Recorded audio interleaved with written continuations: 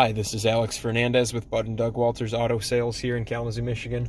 Today I'll be doing a video going over some of the primary features inside this 2018 Toyota RAV4. We'll begin by talking about the touchscreen and the buttons along either side of it. We'll work our way down to the climate control, and then we'll move over here to the steering wheel and the buttons on it, the stalks behind it, our screen in the gauge cluster, and then over here to our left with some of the switches on the door here. Coming back to the touch screen, you'll see right now we're looking at the radio display. So you're listening to FM radio. We access that function by pushing the audio button there. If we're already in the audio section and we push the audio button, it's going to open up our source menu here, where we can switch between AM, FM, Bluetooth, CD, auxiliary, or USB. We could also do so by pressing that source button up in the top right hand corner. You'll see along the left hand side of the screen are presets. We can scroll through those pages there. There's actually quite a few, not that you have to use them all. But to set a preset, simply pick the station that you'd like to save using either your seek buttons here or the tuning dial here. Once we pick the station, simply push and hold in the slot you'd like to use and wait for the beep. On the left side here we have our volume and our power for the audio. We have our eject button for the CD player here and a play pause button up at the top as well. Along the bottom of the screen we have FM info turned on, and that will allow the station, if it's providing that information, to provide artist name and song names and things like that. We have a scan button. We have a station list, which basically the car compiles a list of the primary FM stations in the area, and then you can scroll through that list and choose a station right from it rather than seeking or scrolling through the different stations that way. It would also allow you to search by genre if you were looking for country or rock or anything like that. Last thing there on the bottom right is the sound settings, and you'll see we have a treble, mid-range, and bass, as well as fade and balance settings there. You'll notice it says FM sound settings, so each source of audio would have its own settings for these sound settings like this. Moving on from the audio, we're going to go to pressing this car button here. You'll see this shows a past record of our best fuel economy, and if we push this button down at the bottom, we can cycle over to trip information, where we'll see the average speed of this trip, how long we've been driving, as well as the range, that being how far we can drive with the amount of gas in the vehicle, along with a 15-minute fuel economy history. And you're able to clear that history if you wanted to with that button just up at the top. Moving on to the next thing is the phone section. You'll see that we have no phones paired right now, and this vehicle is giving us a prompt asking us if we would like to add a new device at the current time, which we're not going to do right now, but if we accepted it and pressed yes, you would open the Bluetooth settings on your compatible device and find the vehicle located in your Bluetooth settings and select it to begin the pairing process. Once it's paired, you'll be able to make and receive phone calls here in the vehicle, and it would also sync up your call history and your contacts so that you have all that information available to you in the vehicle as well. Over on the right side here, we talked about the seek and track buttons we have, and we also have a setup button, which gives us the ability to change some settings such as clock and language and units of measurement, our voice command settings, display brightness, Bluetooth settings, phone settings, audio, and vehicle settings, which allows us to change some things with the door locks and the lights. Moving down to the climate control, we have 3 dials here. Left side is the vent location or fan location, wherever that air is going to come from. Middle is the fan speed dial, and then the far right is the temperature.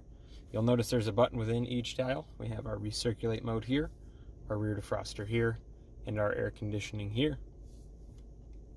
To use the front defroster, simply rotate that dial all the way clockwise to that position there, and that will send the vent position to that front defroster.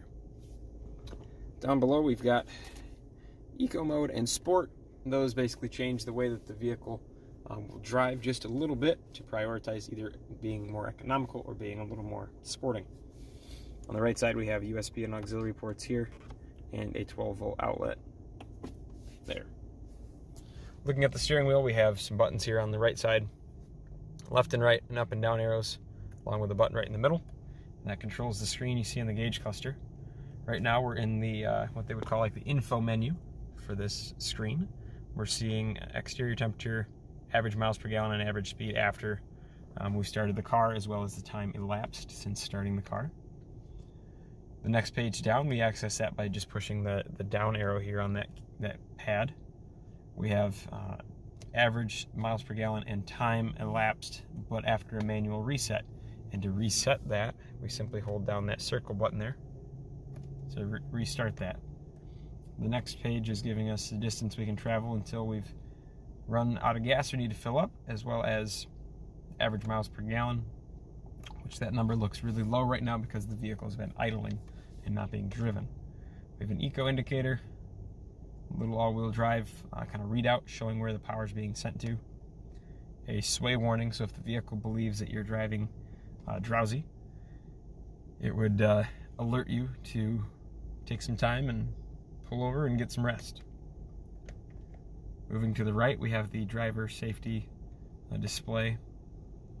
If we were to turn on anything like our adaptive cruise control or our lane departure alert and steering assist, we would see that those are active here in this screen on that section. Moving to the right, we have the message center if there is any messages such as needing an oil change or a low tire pressure or anything like that. And then we have the settings menu here for this screen, where we can adjust things like our lane departure assist, as well as the steering assist. To come back to the previous menus, we're simply using this back button here to go back to the previous pages. And then we have our pre-collision system. If you were coming up on slower or stopped traffic, the vehicle would first alert you, but also apply the brakes if needed. We have a trip button here just beneath all those, and you'll see at the bottom of the page, we cycle between odometer, trip A, and then trip B. To reset these values, simply hold down the trip button on the trip value that you'd like to reset. Looking down below, we have cruise control here, and a button just above it. This stalk here allows us to turn on and off the cruise control. If we push the end of that stalk, that's our on-off switch. You'll see radar ready message displayed in the screen. That radar portion pertains to this button here, and you'll see when we press that we have 3 different intervals with which we can adjust. Basically the idea being that we can set a speed for the cruise control, but also set the distance that we'd want this vehicle to maintain with the vehicles in front of us. The car will detect vehicles in front and slow itself down or speed itself up as necessary, given the distance that you've set using this button here. 1 bar would be the closest interval and 3 would be the furthest. Coming back to the cruise control here, once we've turned it on by pushing the button on the end, we want to set the speed, simply click down. If we want to speed up, once we've set the speed, click up. If you want to slow down, click down. And if you tap your brakes or pull cancel towards you, just like that, then you can click up to resume that previously set speed.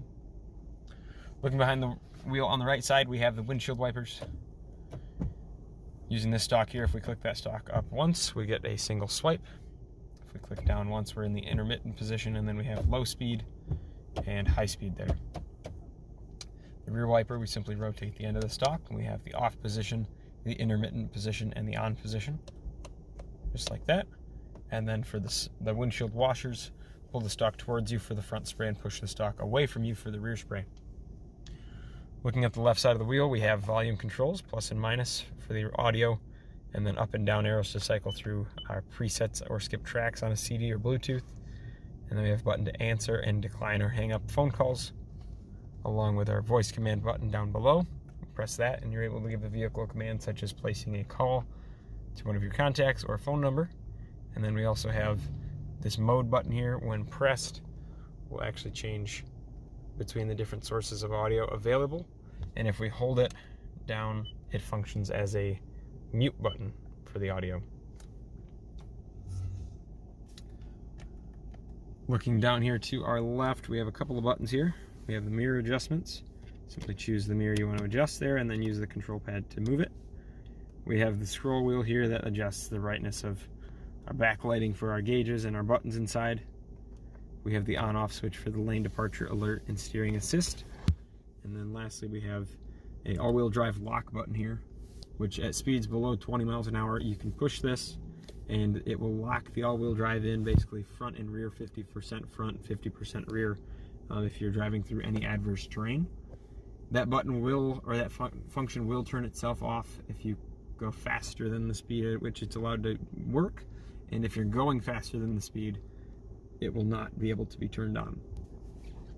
Looking at the door, we have window switches here, door locks, and our window locks just there. And finally, up above, we have our dome lights here. Simply press to turn on. The switch in the middle that would allow the doors opening to turn those dome lights on, and then a glasses case just up in front. Those are the primary features of this 2018 Toyota RAV4. If you have any further questions, please refer to us at waltersautos.com or feel free to call 269-375-7008 with any further questions or to set up an appointment. Thank you.